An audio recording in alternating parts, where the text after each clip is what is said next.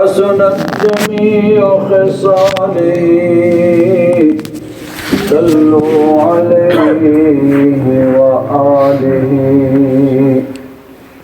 يا صاحب الجمال ويا سيد البشر من وجهك المنير لقد نور القمر لا يمكن الثناء كما كان حقه بعد الخدا بزرگ توئی قصہ مختصر. سبحان اللہ. حضرات محترم، نئے اسلامی سال کا آغاز ہو چکا ہے. یہ محرم الحرام شریف کا پہلا جمعہ ہے. اس موقع پہ شہدائے کرب و بلا کی بارگاہ میں اہل محبت عقیدت کے پھول پیش کرتے ہیں، ان کا ذکر سنتے اور سناتے ہیں اور اپنے ایمانوں کو جلا اور تازگی بخشی جاتی ہے. گزشتہ جمعہ اسی سلسلہ کا میں نے آغاز کیا تھا.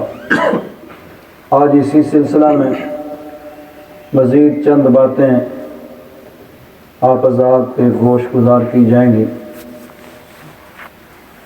اہل بیت اطہار کی شان کے اندر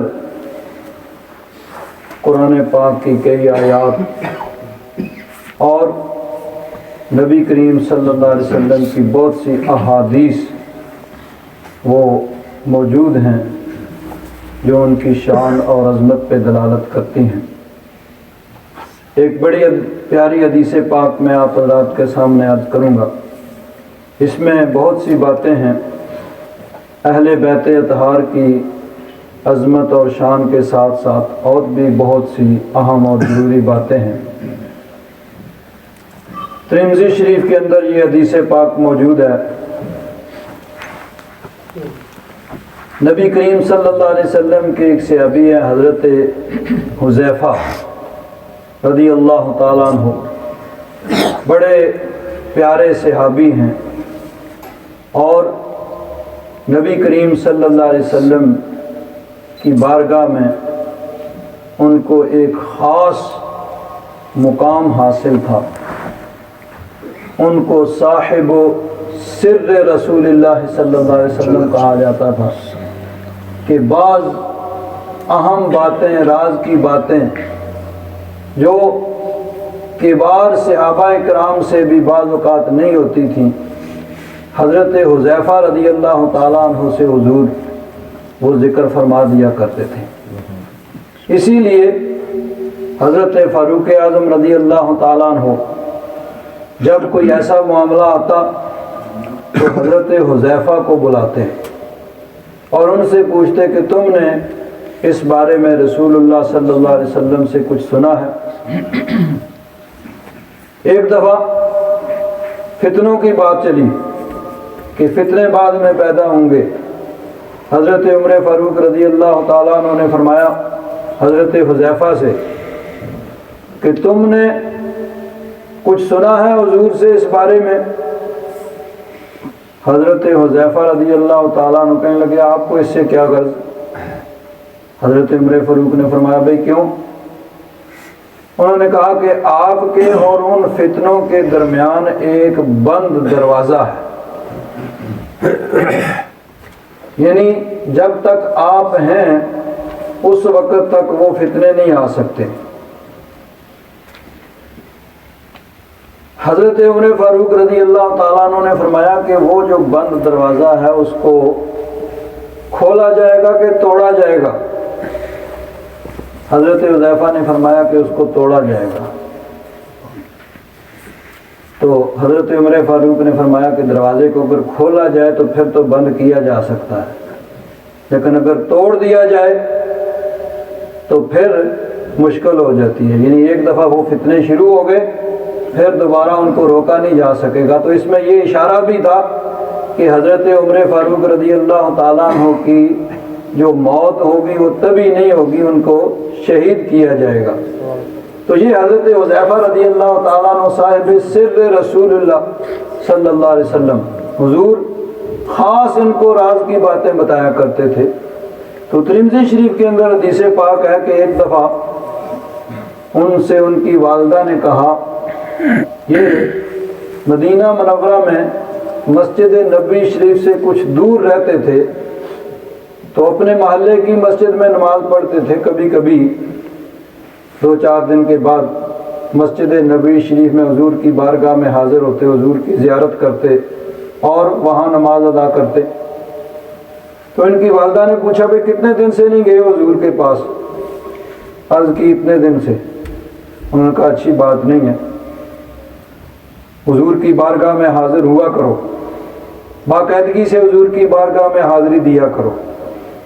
تو اب چونکہ یہ نوجوان تھے، کچھ سستی ہوئی، تو والدہ نے تربیت کی اور ان کی یعنی تادیب کی کہ حضور کی بارگاہ میں باقاعدگی سے حاضر ہوا کرو۔ تو مطلب یہ ہے کہ اگر بچے نوجوان وہ سستی کریں تو بزرگوں کا کام ہے کہ ان کی تربیت کریں، ان کی تادیب کریں اور ان کو پابندی کی تاکید کریں۔ تو حضرت حذیفہ رضی اللہ تعالیٰ عنہ نے کہا ٹھیک ہے، میں حاضر ہوتا ہوں حضور کی بارگاہ میں، مغرب کی نماز نبی کریم صلی اللہ علیہ وسلم کے پیچھے جا کے پڑھوں گا، اور پھر اپنی بخشش کے لیے اور اے میری امی جان آپ کی بخشش کے لیے حضور کی بارگاہ میں دعا کے لیے عرض کروں گا۔ والدہ نے کہا بہت اچھی بات ہے حضور، ہمارے لیے دعا فرمائیں گے، ہمارا بیڑا پار ہو جائے گا۔ کہ نبی کریم صلی اللہ علیہ وسلم جب اللہ کی بارگاہ میں دعا کرتے ہیں تو اللہ تبارک و تعالیٰ کا کرم ہوتا ہے، حضور کی دعا کی برکت سے اللہ تبارک و تعالیٰ کی رحمتیں ملتی ہیں۔ ایک صحابی حضور نے ان کو بھیجا، حضور کی دعا کی ذرا بات کریں۔ ان کو 1 دینار دیا، فرمایا جاؤ اس کی ایک بکری خرید کے لاؤ۔ وہ کاروباری اس میں ماہر تھے، گئے 1 دینار کی انہوں نے 2 بکریاں خریدی منڈی سے، اور پھر 1 دینار کی ایک بیچ بھی دی۔ اب واپس آئے تو بکری بھی لے آئے اور 7 دینار بھی لے آئے۔ نبی کریم صلی اللہ علیہ وسلم نے ان کی تحسین فرمائی، تعریف کی، بڑے سمجھدار ہو۔ ان کے لیے دعا کی کہ یا رب ذوالجلال ان کو برکت عطا فرما۔ اب ان کی یہ کیفیت تھی، بخاری شریف کی حدیث پاک ہے کہ اگر وہ مٹی بھی خرید لیتے تو پھر بھی اس میں نفع ہو جاتا۔ محدثین کرام نے اس کے 2 معنی بیان کیے ہیں۔ ایک یہ کہ حقیقی معنی ہے کہ مٹی بھی اگر وہ کہیں سے لیں تو اس میں بھی نفع ہوگا، اور دوسرا یہ ہے کہ کوئی معمولی سی چیز، معمولی سے معمولی کاروبار بھی کریں تو اس میں بھی ان کو بے شمار نفع ہوگا کہ نبی کریم صلی اللہ علیہ وسلم کی دعا کی برکت ہے۔ اعلیٰ حضرت فاضل بریلوی رضی اللہ تعالیٰ عنہ حضور کی دعا کی شان بیان کرتے ہوئے عرض کرتے ہیں، اجابت کا صحرا عنایت کا جوڑا، اجابت کا صحرا عنایت کا جوڑا، دلہن بن کے نکلی دعائے محمد صلی اللہ تعالیٰ علیہ وسلم، اور اجابت نے جھک کر گلے سے لگایا، اجابت نے جھک کر گلے سے لگایا، بڑی ناز سے جب دعائے محمد صلی اللہ تعالیٰ علیہ وسلم کہ حضور دعا کرتے ہیں تو قبولیت آگے آ کے گلے سے لگا لیتی ہے، آگے آ کے حضور کی دعا کی استقبال کرتی ہے۔ ایک اور حدیث پاک کے سلسلہ میں عرض کر دوں، حضرت ابو ہریرہ رضی اللہ تعالیٰ عنہ حضور کے بڑے پیارے صحابی ہیں، قبیلہ دوس سے ان کا تعلق تھا۔ جب یہ ایمان لائے تو ہجرت کر کے مدینہ منورہ آ گئے۔ جب مدینہ منورہ آئے تو ساتھ ان کی والدہ بھی تھیں، وہ بھی مدینہ منورہ آ گئی، لیکن تھی وہ کافرہ، ایمان نہیں لائی تھی۔ اور ایمان نہیں لائی تھی بلکہ بڑی متشدد، سخت، یعنی اسلام کے متعلق سخت نظریہ رکھتی تھی، اسلام کے خلاف، اور نبی کریم صلی اللہ علیہ وسلم کی ذات پاک کے متعلق نازیبا کلمات کہتی۔ حضرت ابو ہریرہ رضی اللہ تعالیٰ عنہ کو بڑی تکلیف، بھئی کیا کریں، ماں ہے، اب کچھ کہہ بھی نہیں سکتے، اور دوسری طرف عقیدت کا مسئلہ ہے، حضور کے متعلق نازیبا کلمات کہتی ہیں۔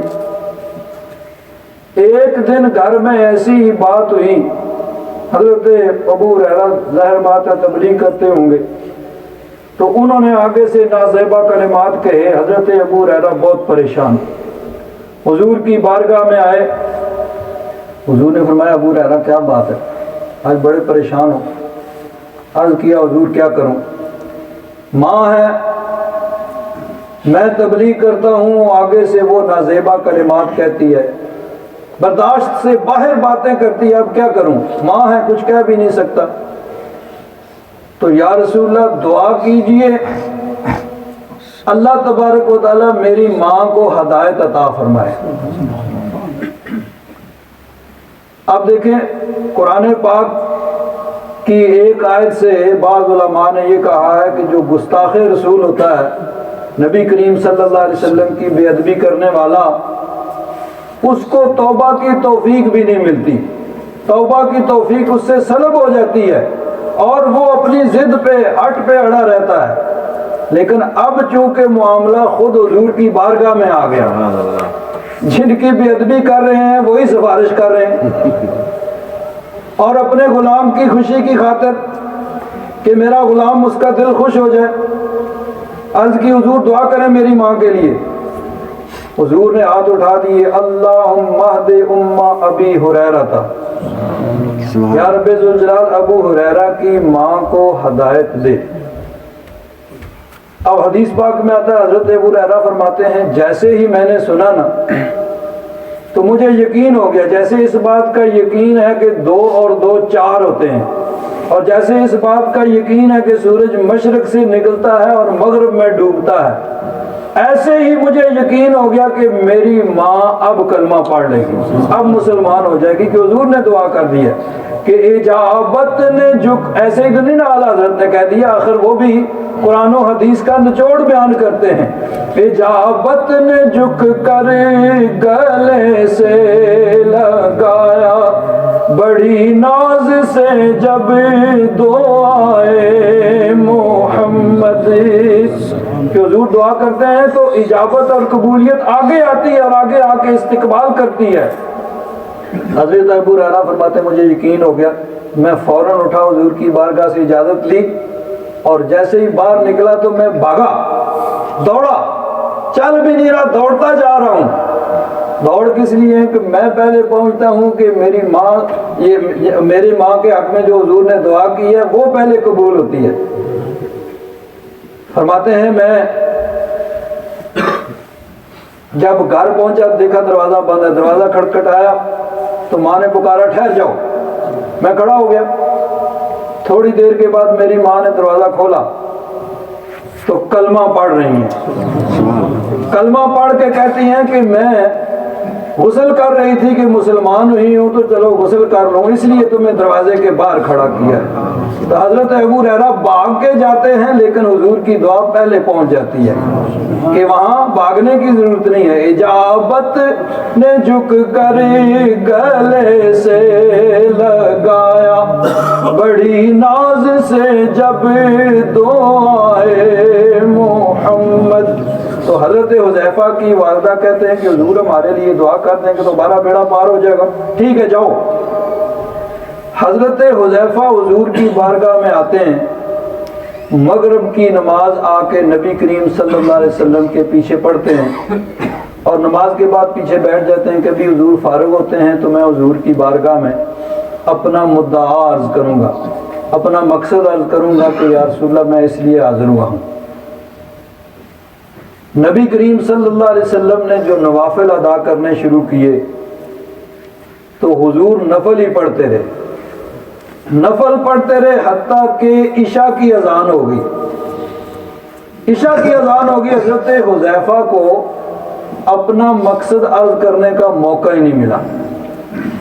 عشاء کی اذان ہوئی، نبی کریم صلی اللہ علیہ وسلم نے عشاء کی نماز پڑھائی اور نماز پڑھا کے حضور اپنے حجرہ مبارکہ اپنے کاشانہ رحمت کی طرف چل پڑے۔ حضرت حذیفہ فرماتے ہیں میں بھی پیچھے پیچھے ہو لیا کہ اگر موقع مل گیا تو حضور کی بارگاہ میں اپنا مقصد عرض کر دوں گا، ورنہ پھر کبھی آ جاؤں گا۔ فرماتے ہیں کہ حضور جا رہے ہیں، اچانک حضور نے پیچھے مڑ کے دیکھا اور فرمایا، کیونکہ اندھیرا تھا نا عشاء کی نماز کے بعد، تو فرمایا میرے پیچھے آنے والے کیا تو حذیفہ ہے؟ عرض کیا ہاں یا رسول اللہ حذیفہ ہوں، آپ کا غلام، فدا کا ابی و امی، میرے ماں باپ آپ پر قربان ہوں، میں حذیفہ ہوں۔ نبی کریم صلی اللہ علیہ وسلم نے ارشاد فرمایا ما حاجتک غفر اللہ لک ولأمک، اللہ تبارک و تعالیٰ تجھے بھی بخشے، تیری ماں کو بھی بخشے، تجھے کیا حاجت ہے، تو کس لیے آیا ہے؟ حضرت حذیفہ رضی اللہ تعالیٰ عنہ گویا یوں عرض کرتے ہیں کبھی ایسا نہ ہوا،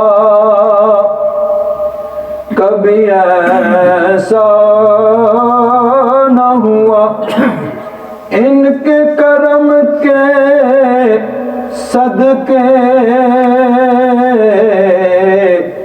ہاتھ کے پھیلنے سے پہلے نبی کا آئی ہو، کہ ہاتھ پھیلانے سے پہلے ہی حضور کی بارگاہ سے گدا مل جاتی ہے، بھیک مل جاتی ہے، وہاں ہاتھ پھیلانے کی نوبت بھی نہیں آتی ہے۔ اور ایک اور شاعر نے کہا ہے یہ در ہے میرے آقا کا یہاں ملتا ہے بے مانگے،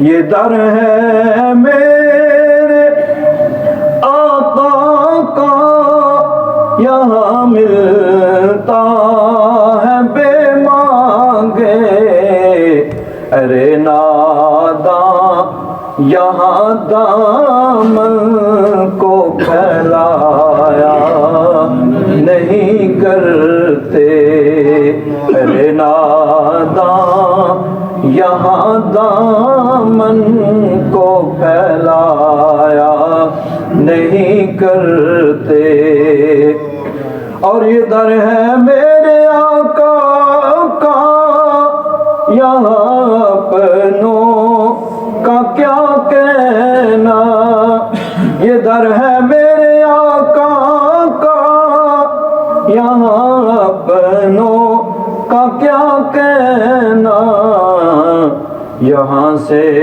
ہاتھ خالی غیر بھی جایا نہیں کرتے، یہاں سے ہاتھ خالی غیر بھی جایا نہیں کرتے۔ تو حضرت حذیفہ نے اپنا مقصد عرض کیا ہی نہیں، دل کے اندر ہے، اور نبی کریم صلی اللہ علیہ وسلم نے مقصد پورا فرما دیا۔ بات ختم ہو گئی، جس مقصد کے لیے آئے تھے دعا کرانے کے لیے، عرض بھی نہیں کیا اور حضور نے دعا فرما دی۔ اب وہ جانے لگے تو حضور نے پیار سے ان کے کندھے پہ ہاتھ رکھا اور ان کو لے کے اپنے حجرہ مبارکہ میں آ گئے، اپنے گھر لے آئے۔ گھر لا کے اب خاص بات کرنی تھی، اس لیے گھر لے کے آئے تاکہ توجہ سے سنیں، یاد رکھیں، آگے پھیلائیں۔ حضور نے فرمایا کہ اے حذیفہ، آج ایک فرشتہ میرے پاس آیا ہے جو پہلے کبھی زمین پہ نہیں آیا، سبحان اللہ، پہلے کبھی نہیں آیا تھا۔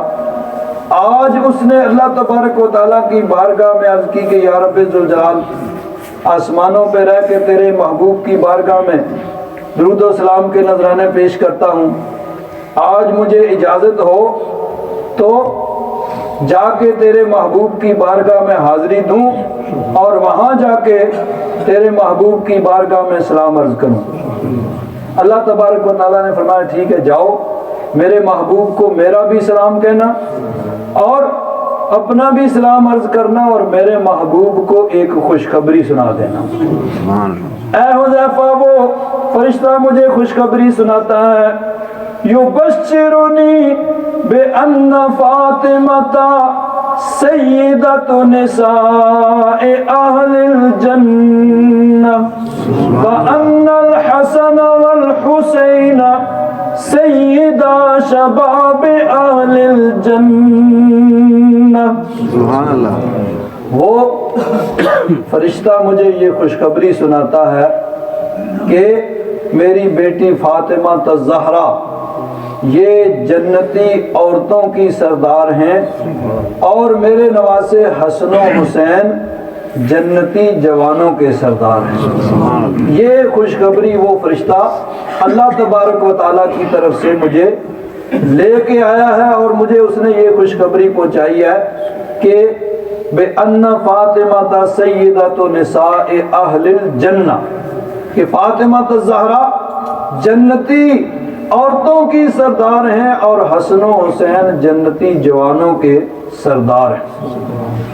ایک اور حدیث پاک میں نبی کریم صلی اللہ علیہ وسلم نے حضرت فاطمہ الزہرا سے ارشاد فرمایا اما ترضین ان تکونی سیدۃ نساء اہل الجنہ او نساء العالمین، کہ میری بیٹی کیا تو اس سے خوش نہیں ہے، راضی نہیں ہے کہ تو جنتی عورتوں کی بلکہ تمام جہان کی عورتوں کی سردار ہے۔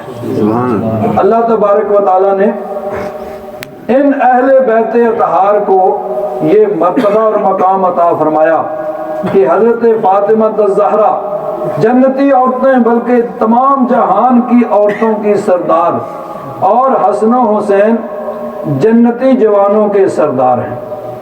یہاں پہ ایک سوال پیدا ہو سکتا ہے، جو حضرات قرآن پاک کے ترجمے سے واقف ہیں یا ترجمہ وغیرہ پڑھتے رہتے ہیں، تفسیروں کا مطالعہ کرتے رہتے ہیں، ان کے ذہن میں ایک سوال پیدا ہو سکتا ہے کہ قرآن پاک میں اللہ تبارک و تعالیٰ نے حضرت مریم سے یہ ارشاد فرمایا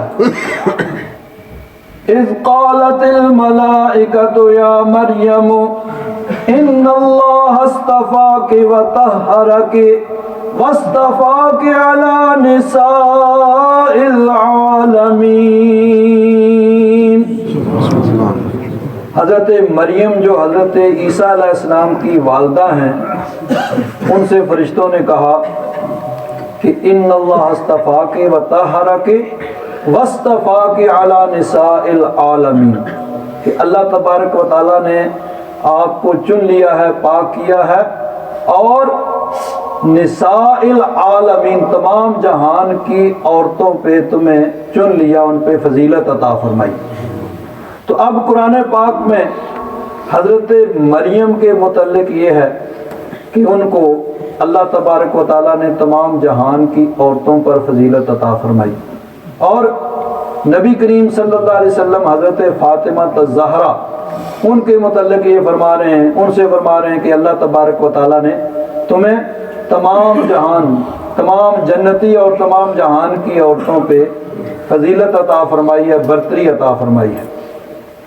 تو اب قرآن پاک میں حضرت مریم کے متعلق کہا گیا اور حدیث پاک میں حضرت فاطمہ الزہرا کے متعلق کہا گیا، تو علماء محدثین مفسرین یہ فرماتے ہیں کہ حضرت مریم کی جو فضیلت ہے وہ اپنے زمانے کے اعتبار سے ہے۔ اس زمانے میں جو عورتیں موجود تھیں ان پہ ان کو برتری اور فضیلت حاصل تھی. تو وہ جزئی ہے، وقتی ہے، اپنے زمانے کے اعتبار سے ہے، اور حضرت فاطمہ الزہرا کی فضیلت کلی ہے، ہر زمانے کے اعتبار سے ہے. اب پھر سوال پیدا ہو سکتا ہے کہ یہ کیسے تسلیم کر لیا جائے؟ اس کی دلیل کیا ہے کہ حضرت مریم کی فضیلت وقتی ہے، اپنے زمانے کے اعتبار سے ہے، اور حضرت فاطمہ الزہرا کی فضیلت کلی ہے، ہر زمانے کے اعتبار سے ہے. تو علماء نے اس کی دلیل بھی قرآن پاک سے پیش کی ہے. قرآن پاک میں دیکھیں متعدد مقامات پہ بنی اسرائیل، یہ حضرت موسیٰ علیہ السلام، حضرت عیسیٰ علیہ السلام، یہ سب بنی اسرائیل سے ہوئے ہیں. بنی اسرائیل، قوم بنی اسرائیل سے حضرت ابراہیم علیہ السلام کے بیٹے حضرت اسحاق اور حضرت اسحاق کے بیٹے حضرت یعقوب. حضرت یعقوب کا ایک لقب اسرائیل بھی تھا. سریانی زبان کا لفظ ہے جس کا مطلب ہے عبداللہ، اللہ کا بندہ.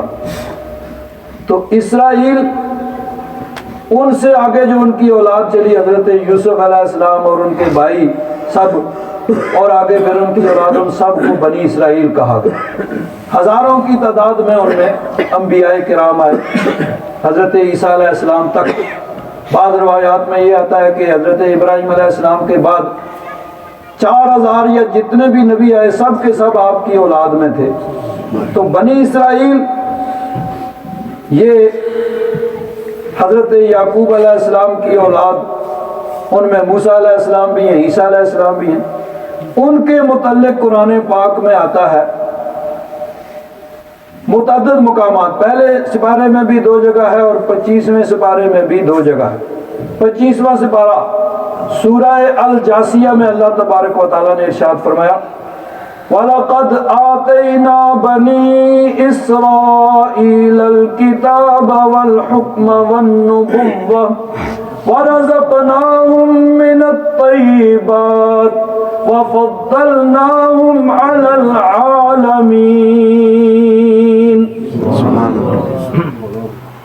اللہ تبارک و تعالیٰ نے فرمایا کہ ہم نے بنی اسرائیل کو کتاب، حکومت اور نبوت عطا فرمائی. وَرَزَقْنَاهُم مِّنَ الطَّيِّبَاتِ، پاکیزہ رزق ان کو عطا کیا. وَفَضَّلْنَاهُمْ عَلَى الْعَالَمِينَ، اور عالمین پر ان کو فضیلت عطا فرمائی. اسی طرح 25ویں سپارے میں سورہ دخان میں بھی اس مضمون کو اس طرح بیان کیا وَلَقَدْ نَجَّيْنَا بَنِي إِسْرَائِيلَ مِنَ الْعَذَابِ الْمُهِينِ مِنْ فِرْعَوْنَ إِنَّهُ كَانَ عَالِيًا مِنَ الْمُسْرِفِينَ وَلَقَدْ اخْتَرْنَاهُمْ عَلَى الْعَالَمِينَ، کہ ان کو عالمین پہ بنی اسرائیل کو ہم نے چن لیا.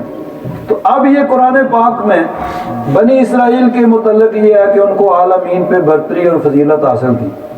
دوسری طرف نبی کریم صلی اللہ علیہ وسلم کی امت کے متعلق اللہ تعالیٰ نے فرمایا کنتم خیر امت اخرجت للناس، اے میرے محبوب کی امت، تم تمام امتوں سے بہترین امت ہو. تو اب پھر سوال پیدا ہوتا ہے کہ ایک طرف بنی اسرائیل کو فرمایا کہ تمہیں عالمین پہ فضیلت دی، اور دوسری طرف حضور کی امت کو فرمایا کہ تم تمام امتوں میں بہترین امت ہو. تو محدثین، مفسرین فرماتے ہیں کہ بنی اسرائیل کی فضیلت اپنے زمانے کے اعتبار سے تھی. وہ اپنے زمانے میں اس وقت جتنی قومیں، جتنی امتیں، جتنے لوگ موجود تھے ان پہ ان کو برتری حاصل تھی، اور نبی کریم صلی اللہ علیہ وسلم کی امت کی برتری کلی ہے اور ہر زمانے کے اعتبار سے ہے. تو جس طرح بنی اسرائیل کی فضیلت جزئی اور حضور کی امت کی فضیلت اور برتری کلی، ایسے ہی حضرت مریم کی فضیلت بھی اپنے زمانے کے اعتبار سے، اور حضرت فاطمہ الزہرا کا مرتبہ جو ہے وہ کلی ہے ہر زمانے کے اعتبار سے. علامہ اقبال نے اس مضمون کو ایک اور انداز میں بیان کیا ہے. وہ فرماتے ہیں مریم از یک نسبت عیسیٰ عزیز اس نسبت حضرت زہرا عزیز. فرماتے ہیں حضرت مریم کو ایک وجہ سے فضیلت حاصل ہے، اور وہ وجہ کیا ہے کہ وہ اللہ کے نبی حضرت عیسیٰ علیہ السلام کی والدہ ہیں. اور فرماتے ہیں حضرت فاطمہ الزہرا کو تین وجہوں سے فضیلت حاصل ہے. وہ تین وجہ کون سی ہیں؟ فرماتے ہیں نور چشمے رحمت للعالمین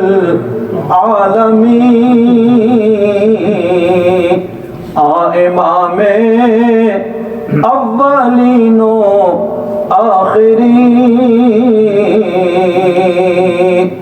فرماتے ہیں حضرت فاطمہ الزہرا کا مرتبہ جو ہے وہ تین وجہوں سے ہے.